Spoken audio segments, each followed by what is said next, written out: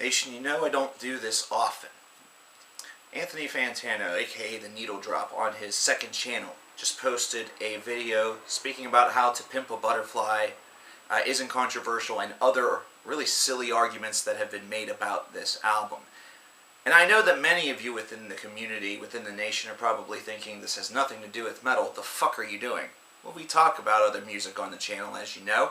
We talked about To Pimp a Butterfly, and it's an album that has been elevated to deital status within 2015, and it's also one that has been sort of sought out as it's not as controversial. What the fuck is, what's the hype? You know, why is it that everybody is treating this album as though it is a true treasure, a true gift? It has brought out both of those sides, and I want to address a couple of things very briefly, both in response to Anthony's video, but also to provide a little bit of insight about where we are here in the internet age whenever it comes to music and how we experience and feel it.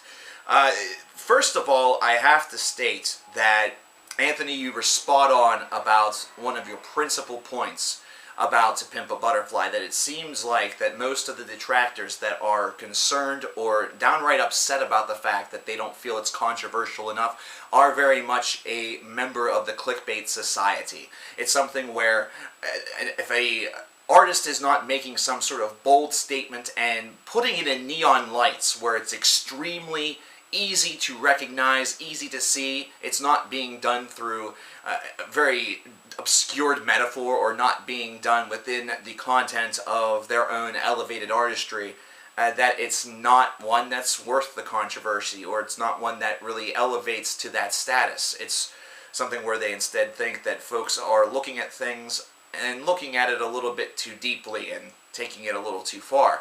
It's very similar to how whenever I talked about Star Wars a couple of weeks ago, I stated that people were looking a little too deeply into Star Wars for some sort of hidden, real controversial idea or concept that was going to be presented in The Force Awakens from the trailer that you saw.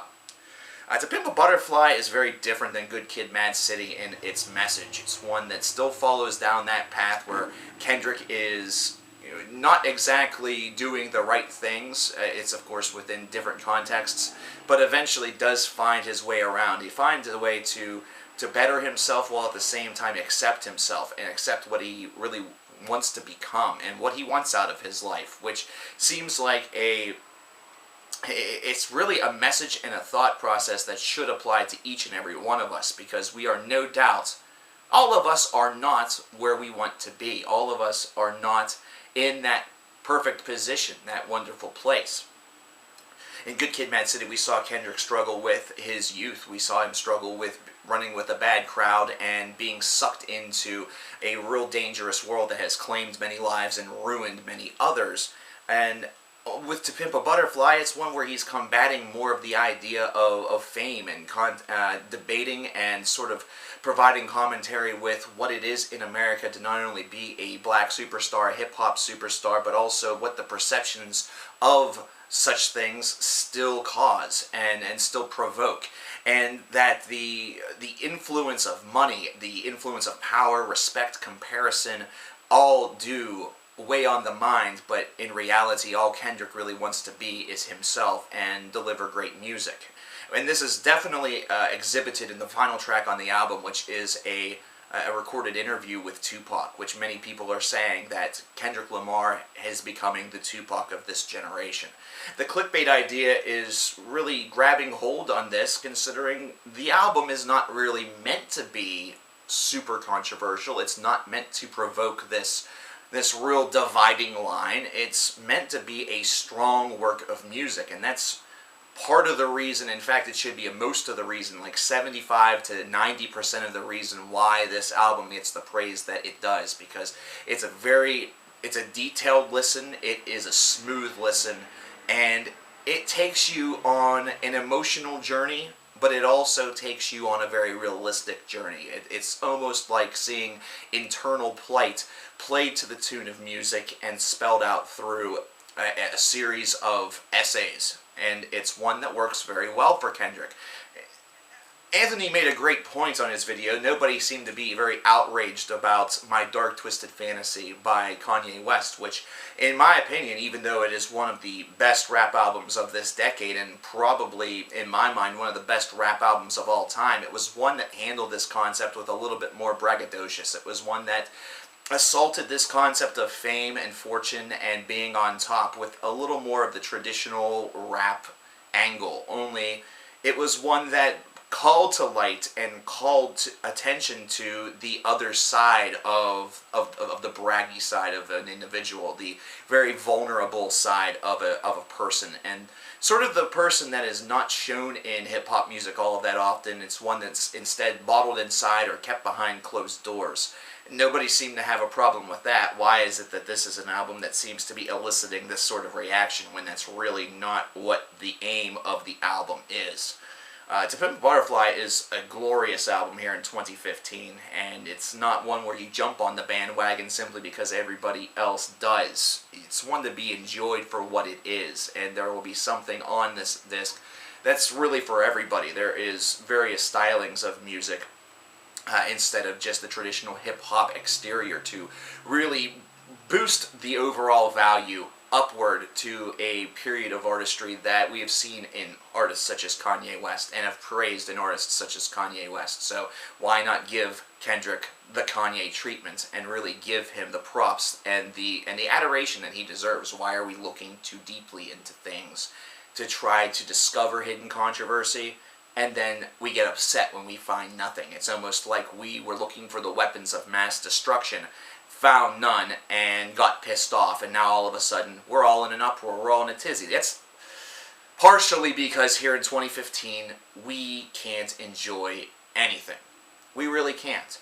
If you take a look throughout music history, throughout the 70s, 60s, 80s, 90s, whatever decade of music that you really want to talk about, we have classics that are referenced probably ad nauseum by music critics, music fans, by perhaps parents, grandparents, individuals who got to experience these albums whenever they came out and experience the phenomena that was associated with them, whether it be Beatlemania, whether it be Tears for Fears songs from the Big Chair, whereas in the 1990s, perhaps it was All Eyes on Me by Tupac. For metal fans, maybe it's Master of Puppets by Metallica, either that, or perhaps it's an Iron Maiden disc. For newer fans, Avenged Sevenfold's Nightmare might be a good example, whatever it may be.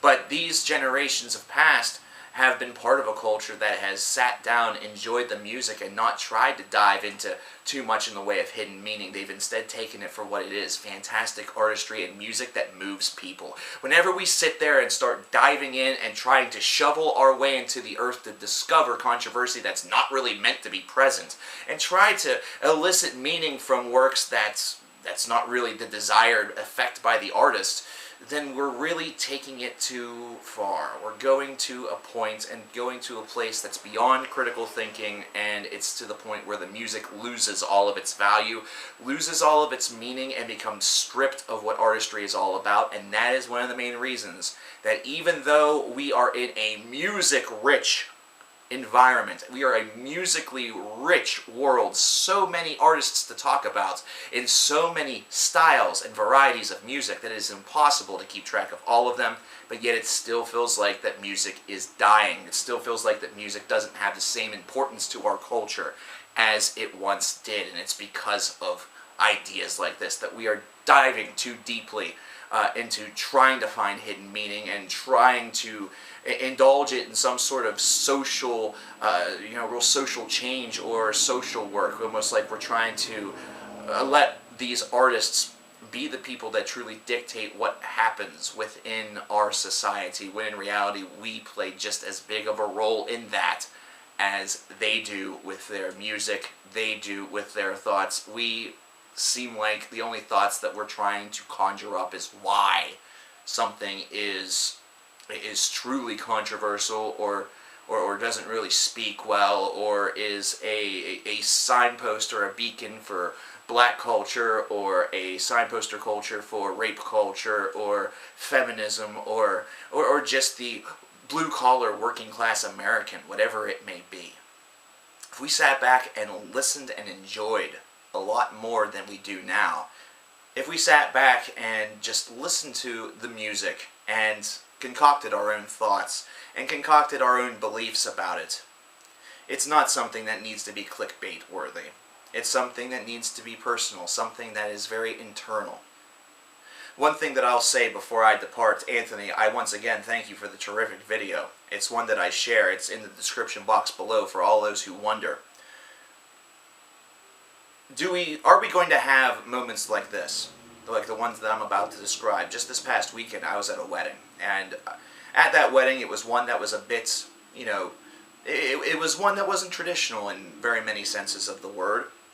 But I thought to myself, whenever I was sitting there at the reception hall while the DJ was playing some music, and they really stuck to a 90s style of music, I thought to myself, you know what, at my reception, I want to hear Val by Shadow Gallery. I want that to be on there. The funny part about it is that I was talking with somebody who said it seems as though most weddings have a set playlist, something that needs to be played. It's more about appeasing the crowd than it seems to be about appeasing the people who are being bonded together. Almost like you have to hold the crowd together in order just to keep them in your reception. It's almost like it's turning into a business or some variety. Well, there's one thing that I'll say. Considering the meaning that I was able to gather from Val by Shadow Gallery to the point where I know that I want that to be in my reception or in my wedding in some way, shape, or form, if we continue to try to dive for hidden controversy, if we continue to try to dig for hidden meaning, and if we continue to go way too far in this and really stop enjoying music, we are going to be so concerned about that we are going to miss the point of music where it moves us to the point where we want to share our passions, our loves, the artists that we enjoy to the world, and have that be something that further elevates the meaning behind our day-to-day life. Once again, Anthony, fantastic video. I rambled a little bit longer than I wanted to, but you got me going. Brother, you and I need to sit down sometime and either do some sort of collaboration, either that or just have a conversation, whatever it may be. I think that'd be something that would really set the world on fire. Great video. I'll talk to you later. I'm CoverKillerNation, and I will see you next time.